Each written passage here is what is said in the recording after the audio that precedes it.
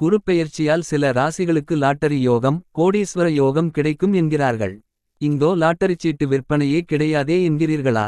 தமிழ்நாட்டில் லாட்டரி விற்பனைக்கு தடையுள்ளது 100க்கு 100 உண்மை. தமிழ்நாட்டில் லாட்டரி சீட்டு விற்கக்கூடாது. ஆனால் தமிழர்கள் பிற மாநிலங்களில் லாட்டரி சீட்டு வாங்குவதற்கோ பரிசு வென்றால் அதனை பெறுவதற்கோ தடை ஏதும் கிடையாது.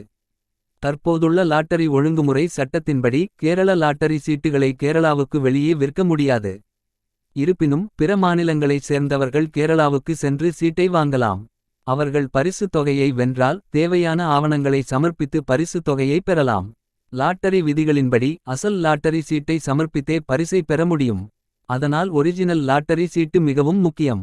ஆன்லைனில் லாட்டரி சீட்டு வாங்குவது சட்டவிரோதமானது.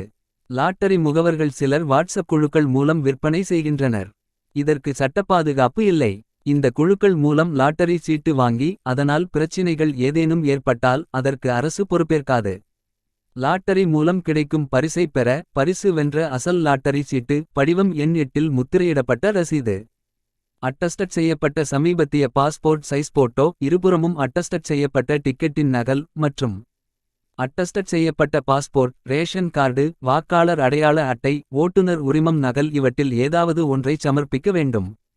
வங்கி மூலம் லாட்டரி சீட்டை ஒப்படைக்கும் போது பரிசு வென்றவரின் அடையாள அட்டை, பரிசுத்தொகையை வழங்கும் வங்கியின் சான்றிதழ், பரிசுத்தொகையை பெறும் வங்கியின் சான்றிதழ் இணைக்க வேண்டும். முதலில் பரிசு கிடைக்கட்டும். பெரிய பரிசு எனில் மேற்சொன்ன விதிமுறைகள். சிறிய பரிசுகள் எனில் லாட்டரி ஏஜெண்டுகளிடமே பெறும் வசதி உள்ளது. கேரளாவிற்கு போகலாமா?